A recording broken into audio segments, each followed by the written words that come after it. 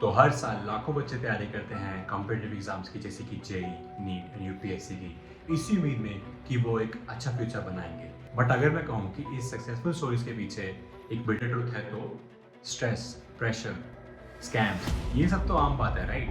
तो क्या हमारा एजुकेशन सिस्टम ही गलत है? तो चलो आज बात करते हैं dark side of Indian competitive exams.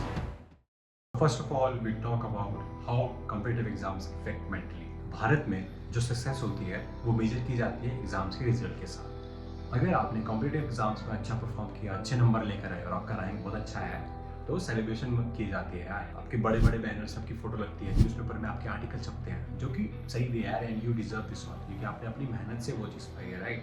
But कभी सोचा उनका क्या यार, जो क्वालिफाई नहीं कर पाते, they go through a lot of pressure, and do they deserve to go through this all? नहीं, बिल्कुल नहीं।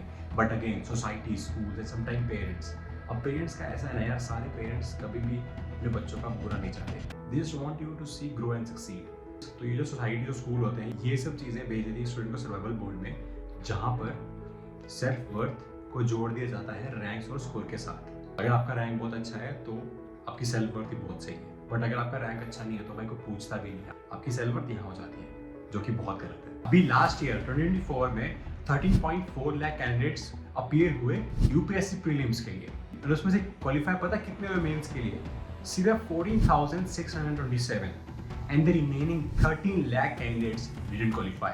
Same goes for JEE and NEET. Previous year, 14,15,110 students appeared for JEE mains, out of which 1,91,000 registered for JEE Advanced. And considering the total number of seats in the IITs, it's 17,740, which shows that 98.75% of the aspirants didn't get a seat in IITs.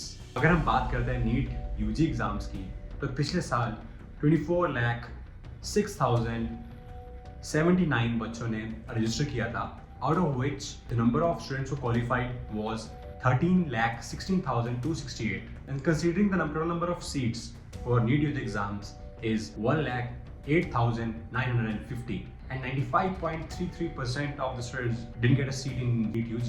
मुझे पता है यार, ये number बहुत ही shocking है, क्योंकि 95% और 98% is like near about 200, only गिने चुने ही लाइक सिक्योर कर पाते हैं सीट। एंड जब भी 95 और 98% ऑफ स्टूडेंट्स जो है वो क्वालिफाई नहीं कर पाए थे, and they didn't get a seat, and you know they go through a lot of pressure, and they consider themselves as a failure, क्योंकि यार इतना उन पे प्रेशर होता है, इन पे इतनी एक्सपेक्टेशन होती है सोसाइटी और पेरेंट्स की, वो अगर जब वो उन एक्सपेक्टेशंस पे खरा नहीं हो पाते तो वो खुद से ही बहुत ज़्यादा नाराज होते हैं यार। तो वो चीज़ है, देन उससे क्या होता है ना, बर्न आउट, मेंटल फटीग, सो ये सब चीज़ें आती हैं फिर। बट इनमें से कुछ लोग ऐसे भी होते हैं जो अपना पाथ चेंज कर लेते हैं, जैसे कि कुछ लोग बिजनेस स्टार्ट करते हैं, जिन्हें हम एंटरप्रेन्योर्स कहते हैं, एंड कुछ होते हैं जो स्किल बेस्ड जॉब्स जो होती हैं वो उसमें चले जाते हैं, एंड कुछ जो होते हैं वो स्विच कर जाते हैं एसएससी जॉब्स या फिर स्टेट लेवल एग्जाम्स के लिए। अगर मुझे एग्जांपल देना हो, कौन थे ऐसे लोग जिन्होंने अपना करियर स्विच किया या फिर जो बिजनेस साइड चले गए? सबसे पहले आते हैं संदीप माहेश्वरी जी, जिन्होंने अपना कॉलेज भी कंप्लीट नहीं किया and they still built a multi-million dollar business. अगर दूसरी जगह बात करूं तो वो हैं रवीश कुमार, जिन्होंने यूपीएससी की तैयारी की but they fail in that exam, but still they become a respected news anchor. तो ये एग्जांपल मैंने इसलिए दिया है कि जो स्टूडेंट्स तैयारी कर रहे हैं कॉम्पिटिटिव एग्जाम्स के लिए, एंड वो समहाउ सोचते हैं कि यार अगर नहीं हो पाया तो आप यार ऐसा करो कि आप अच्छी तरह तैयारी करो, आप फर्स्ट अटेम्प्ट दो, नहीं हो पा रहा सेकंड दो, थर्ड दो, इवन फोर्थ दो, बट साथ में एक प्लान भी रखो हमेशा, क्योंकि सिर्फ प्लान ए पे फोकस करेंगे तो आपको पता नहीं यार कि अगर आप पूरा 100% भी दोगे तो भी वो हो जाएगी चीज़, तो उसके लिए प्लान भी होना बहुत ज़रूरी है। अब क्या रहता है कि बहुत सारे बच्चे होते हैं, उनको उस प्लान भी पता नहीं होता, तो उस केस में क्या है, आपको बहुत सारी चीज़ों को एक्सप्लोर करना पड़ेगा, आपको नई फील्ड्स में जाना पड़ेगा, आपको आपका इंटरेस्ट ढूंढने के लिए। तो आगे जब आपको आपका वो फील्ड मिल जाता है और आप मन से करते हो, ठीक है, तो बस यही बात है, आपकी लाइफ खत्म नहीं हो जाती जब आप एग्जाम से फेल होते हो।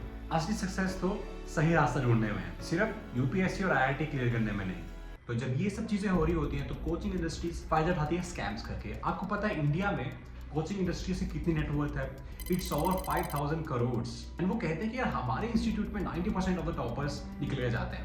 हर कोई इंस्टीट्यूट कहता है यार हमारे से 90% जाते हैं, कोई कहता है हमारे से 95% जाते हैं, कोई कहता है हमारे इंस्टीट्यूट से 100% बच्चे टॉप करते हैं। ये सब चीजें मिसलीडिंग होती है, आप थोड़ा तो दिमाग लगाओ भाई। कोई भी इंस्टीट्यूट 100% सिलेक्शन की गारंटी नहीं दे सकता, क्योंकि वो अपनी तरफ से 100% कोशिश कर सकते हैं यार, but in the and it all matters the students. And इनकी मैनिपुलेटिव पावर जो होती है ना, वो इतनी ज्यादा होती है कि ये पत्थर को कहते हैं कि भाई ये पत्थर जो है, ये पत्थर नहीं है, सोना है, और हमें ये कन्विंस कर देंगे कि भाई ये पत्थर जो है वो सोना है। In simple terms, coaching is equal to success. And इनकी फीस भी बहुत ज्यादा होती है, it's like 2.5 lakhs per year, and that too non refundable.